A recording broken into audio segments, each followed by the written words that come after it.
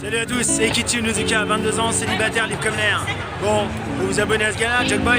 Je crois que c'est pas mal. Ciao, portez-vous bien. Et oui, les animés, ce sont des dessins animés. Des dessins animés japonais, pour être plus précis. Pour rappel, un dessin animé, c'est un dessin qui bouge, qui est animé. Oh tiens, mais les animés, ce seraient pas des dessins en mouvement? Le terme animé est principalement utilisé pour parler de l'animation japonaise, mais ça change rien à la nature du média. On pourrait résumer ça par... Les animés sont tous des dessins animés, mais les dessins animés ne sont pas tous des animés. T'as capté? Mais dire à un otaku que les animés sont des dessins animés, bah ça le trigger, ça le fout en rogne.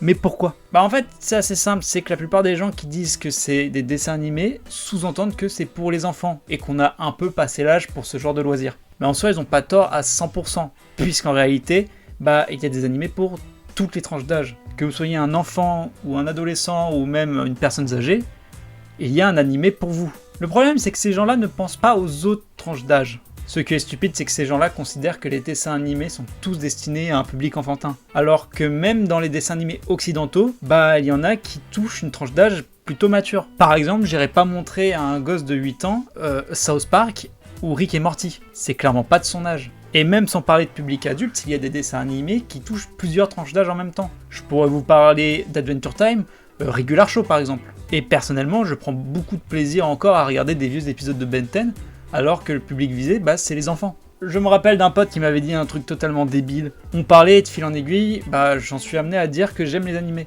Il me dit bien évidemment que c'est des dessins animés, que c'est pour les enfants. Et moi je lui demande, tous les dessins animés c'est pour les enfants? Oui. Et Rick et Morty que tu adores tant? Non mais là c'est pas pareil, tu vois, tu comprends. Est-ce que je dois souligner à quel point c'est stupide? Bref.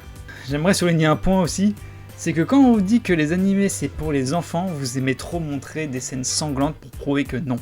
Alors perso, même si je pense que c'est la méthode la plus efficace, je n'arrive pas vraiment à la prendre très au sérieux et je pense même que ce ne soit pas la plus pertinente des méthodes. Montrer un hentai, là c'est pertinent. Je peux même vous en citer quelques-uns.